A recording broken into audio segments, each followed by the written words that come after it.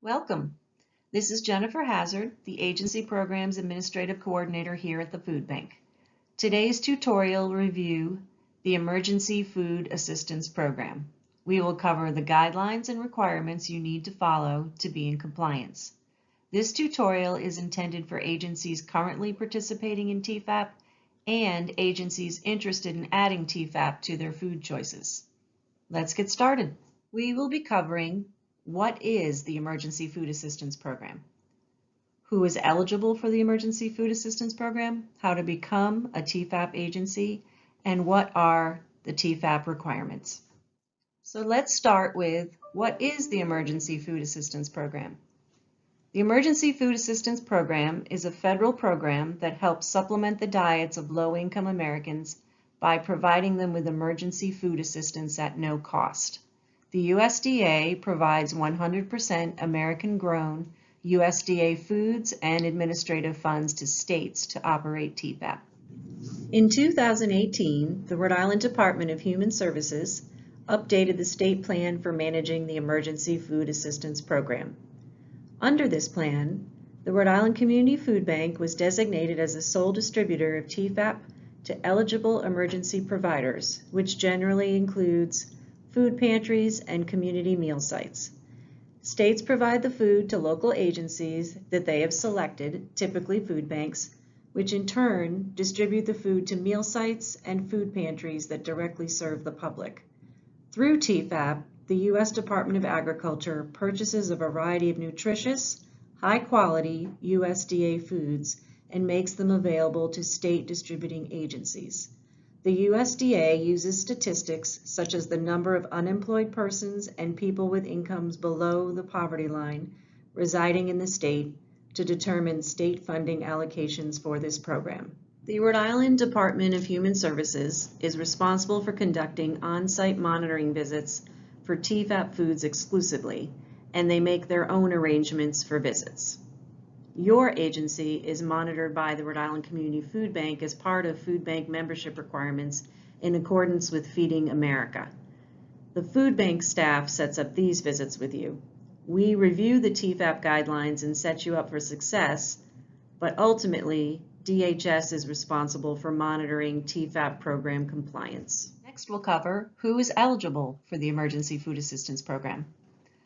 Public or private nonprofit organizations, for example, our network of food pantries and meal sites that provide nutrition assistance to low-income Americans, either by distributing food for home use through a pantry or preparing meals to be served in a congregate setting at a meal site, may receive food through TEFAP.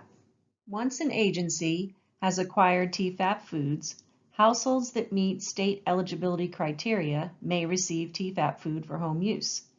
States set income standards which may, at the state's discretion, be met through participation in other federal, state, or local food, health, or welfare programs for which eligibility is based on income. Organizations that distribute food for home use, such as pantries, must determine household eligibility by applying income standards set by the state. Organizations that provide prepared meals must demonstrate that they serve predominantly low-income persons. Recipients of prepared meals are considered to be low income and are not subject to a means test. This will be covered in more depth later in this presentation with the self-declaration form. In order to receive TEFAP foods, the executive director of your pantry or meal site signs and returns the addendum to the basic agreement to the Rhode Island Community Food Bank. If your agency is currently receiving TEFAP foods, your agency has already signed this addendum. This addendum covers the state's and the food bank's requirements of your agency. Starting in fall 2022, agencies will be required to review and sign all special program agreements annually, including this one. This is separate from the yearly recertification process, which takes place every January. Once we received your signed addendum, TEFAP qualifiers will be added to your primary shopping account. Depending on your cold storage capacity, you could have TEFAP dry, produce, and frozen items on your shopping list. TEFAP food choices will show up on your shopping list when you log in to place your next food order. TEFAP choices can change frequently. This is just a sample of some choices. This next section will cover TEFAP requirements. Once you've signed and returned the addendum and TEFAP items have appeared on your shopping list, there are certain requirements you must follow to be in compliance. To set you up for success, let's review the top TEFAP requirements, starting with the And Justice for All poster. This poster is part of the public notification process and provides participant rights and responsibilities, as well as information on filing a civil rights complaint. While it is simple enough to post in your pantry or meal site, please remember that the poster must be posted in a prominent location at the point of service and visible to all program volunteers and guests. This poster includes information on how to file a discrimination complaint. It will be provided to you by the Rhode Island Community Food Bank once you have signed your addendum and when it is updated by the USDA. It is also available in Portuguese and Russian as an attachment by request. This next document, the USDA Program Discrimination Complaint Form Instructions, should be kept on file at your agency in case a guest has expressed interest in filing a discrimination complaint to the USDA. Guests can file discrimination complaints in any way that they choose and should not be discouraged from doing so. However, this form has the information that they need to know on how to file the complaint if they would like to. Information about filing discrimination complaints can also be found on the And Justice for All poster. This document can be downloaded from our agency portal in English and Spanish. If your food assistance program is tied to a religious organization, this document, the written notice of beneficiary rights, should be publicly displayed and provided to a guest when they sign up with their self-declaration registration. Don't forget to fill out your program contact info at the top. This document can be downloaded from our agency portal in English, Spanish, Portuguese, and Russian. The USDA Commodities Distribution Plan document shows agencies and guests how many units of each TEFAP item can be given out per household. This document should be displayed where guests can see it when choosing their food. TEFAP is designed as a once-a-month distribution. However, as noted in this document, at the agency's discretion, TEFAP may be distributed more than once a month if a household is facing an emergency. Because we are an emergency food network, guests typically fall under this exception. An emergency includes, but is not limited to, events of a natural disaster, a health crisis such as COVID-19, a loss of income, and more. This document can be also downloaded from our agency portal in English, Spanish, and Portuguese. On this slide, you can see all of the documents that need to be posted in your pantry or meal site to be in compliance with TEFAP. This next slide covers TEFAP registration and only applies to food pantries. Every household must register to receive TEFAP foods by filling out and signing this self-declaration form. The completed form must be kept on file at your agency. Currently, we are using the COVID-19 version, which increases eligibility and qualifies more households by listing monthly income.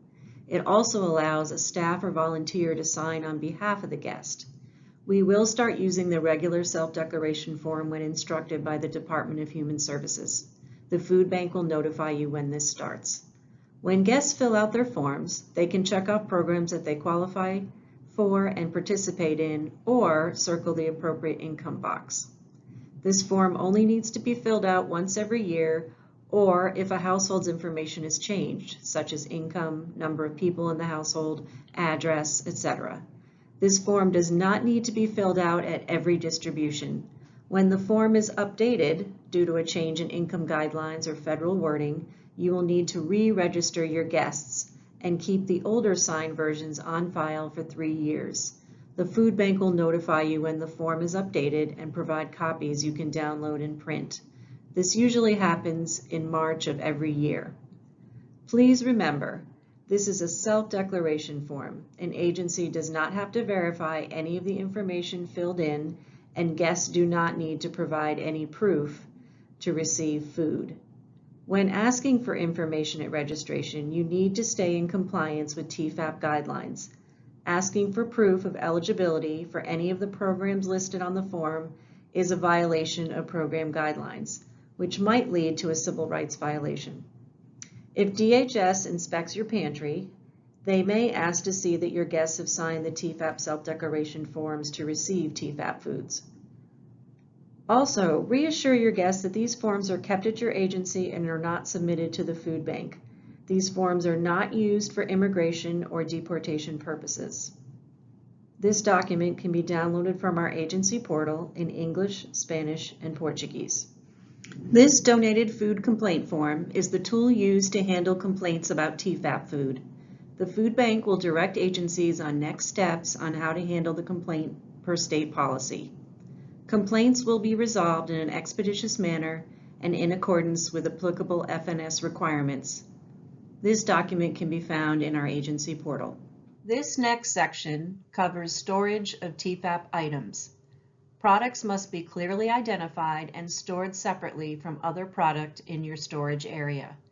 TEFAP foods can be stored in the same room with non-TEFAP foods, but they must be on a different shelf. Ideas for identifying TEFAP items could be to use movable labeled magnets, color-coded stickers, or you could mark food cases with a Sharpie. You will need to be able to identify TEFAP products for a DHS inspection. Here is an example of how to store TEFAP items to be in compliance and be able to identify TEFAP items from non-TEFAP items. The TEFAP documents discussed in today's tutorial can be downloaded from our agency portal. If you have any TEFAP questions after this tutorial, please reach out to me, Jennifer Hazard, at jhazard@rifoodbank.org, or call me at 401-230-1709. I am also available to come to your agency for a training. Thanks for listening and learning all about TEFAP compliance.